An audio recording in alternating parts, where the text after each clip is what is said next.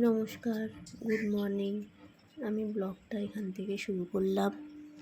দেখো, আমাদের বাড়িতে পিচ্চি থাকে, সেই পিচ্চিও ডিম খাবে বলে দাঁড়িয়ে আছে।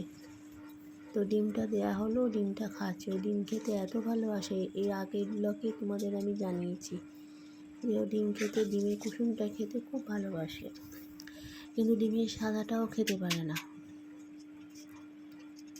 তো খাওয়া হয়ে গেল, এবার ও খেয়ে জল খায় না, গিয়ে খেয়ে ঘরে চলে গেল। এরপরে আমি ঘরে গেলাম, একটা একটা করে কাজ সারতে থাকলাম।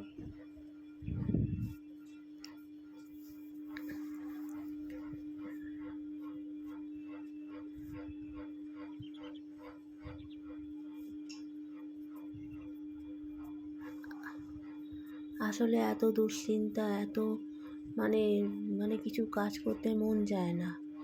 এত দুশ্চিন্তা ভাবনা, মানে কিছু কাজ করতে কিচ্ছু মন চায় না। কিন্তু সংসারের কাজ কেউ তো শেয়ার করে দেবে না, নিজেকেই করতে হবে। সে মন আনন্দেও থাকুক আর বা দুশ্চিন্তায় থাকুক, নিজের কাজ নিজেকে করতে হবে। তো ওই তাকটা একটু ধুলো পড়েছে, আমি একটু ঝাড়াঝাড়ি করে নিচ্ছি। সমস্ত জিনিসগুলোকে নামিয়ে একটু ওই সব ঝাড়াঝাড়ি করে নিচ্ছি, কারণ এত ধুলো পড়ে। সব তাকগুলো করতে তো এখন অনেক সময় লাগবে, ওই জন্য জাস্ট ওপরের তাকটা করে নিচ্ছি। আমি পরিষ্কার করলে ওরকম করেই করি, কারণ সমস্ত কিছু একা আমাকে করতে হয়। তো মা এমনি রান্না বান্নাটা করেন, এখন ওনার শরীর অসুস্থ বলে কিছুদিন করছিলেন না। তোমাদের আগের ব্লগে দেখেছি আমার শাশুড়ি মা, মানে মা রান্না করছে। দিনকে দুটো একটা রান্না করলে তোর অনেক কষ্ট হয়, আমি রান্নাটা করে দিই, তাহলে তোর কষ্টটা অনেক কমে। তাও আমি বারণ করছিলাম যে তোমাকে রান্না করতে হবে না, আমি ঠিক করে নেবো। আমার দেরি হবে কিন্তু আমি ঠিক করে নেবো, তোমাকে করতে হবে না। কিন্তু না, বলছে না, আমি রান্না করে দেবো। যাই হোক, আসলে মনটা এত দুশ্চিন্তা, মামের আছে, শরীরটাও ঠিক নেই, এই সব চিন্তা ভাবনা করছি যে কী হবে।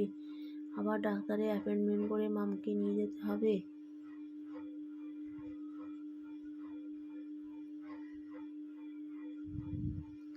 করতে করতে তাকটা পরিষ্কার হয়ে গেল।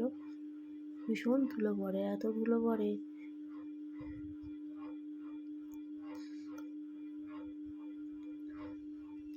এবারে ঘরটা ঝাড় দিয়ে নিচ্ছি, একটু যাও ঝাঁটা দিয়ে যদি ঝুল টুলগুলো পারি টেনে নিই, দিয়ে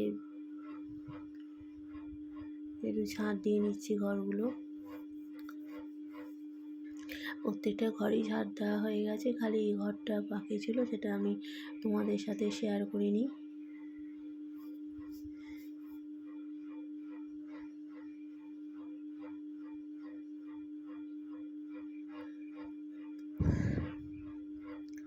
আসলে 5 জনকার সংসার, 5 জনের ফ্যামিলি, তারপরে একটা ডগি, তারপরে এত বড় বাড়ি,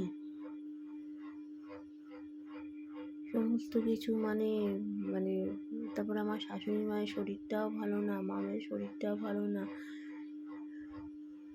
সমস্ত কিছু আমাকে একা মানে হাতে করতে হয়। তাও উনি মানে রান্নাটা করেন, কিন্তু কদিন ধরে অসুস্থ ছিলেন, হসপিটালেও অ্যাডমিট হয়েছিলেন। এই দেখো জামা কাপড় তোমাদের দেখাতে যাচ্ছে, এই জামা কাপড় কাচবো, বুঝেছো, এক জোড়া জামা কাপড়।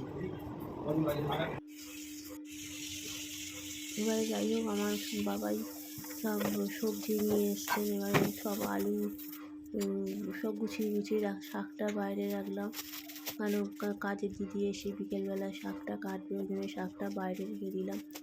আর শাক জেনারেলি আমি ফ্রিজে রাখি না। এই শাকের মধ্যে তো অনেক রকমের পোকামাকড় থাকে একার সময়, ওই জন্য শাক আমি ফ্রিজে রাখি না। ফ্রিজে তো খাবার দাবার থাকে।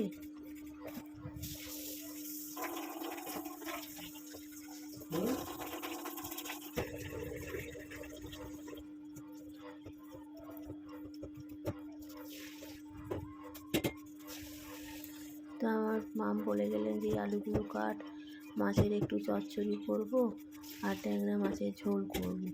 আমি বললাম যে ঠিক আছে, তুমি তাহলে চান করতে যাও, আমি তাহলে এগুলো কেটে কেটে তারপরে ভাত টাত বসাবো, এই করবো, কেটে রাখে। আমি বললাম যে তোমাকে রান্না করতে হবে না, আমি করছি, সমস্ত কেটে কুটে আমি আস্তে আস্তে করছি।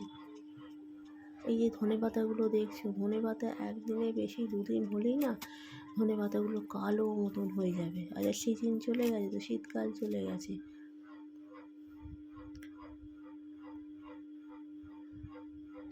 তো যাই হোক, মোটামুটি কাটা হয়ে গেল।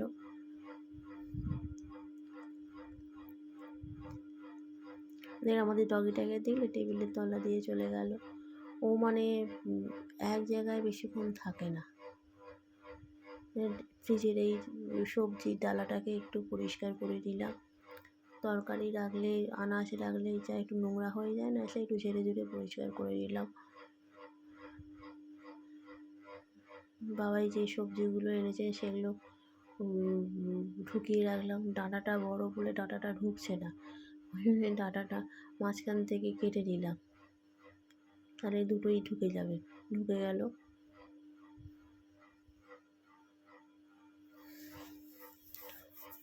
আমার এই ব্লগটা তোমাদের কেমন লাগছে একটুখানি শেয়ার সাবস্ক্রাইব করে দিও। একটুখানি কমেন্টে লেখো যে আমার ব্লগটা তোমাদের কেমন লাগছে।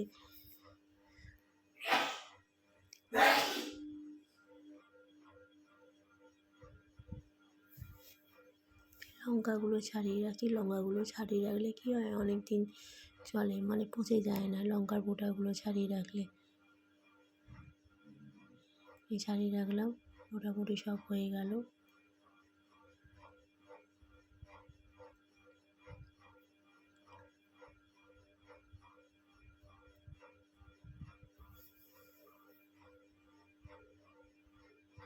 তোমাদের সঙ্গে আবার নেক্সট ব্লগে দেখা হবে। টাটা।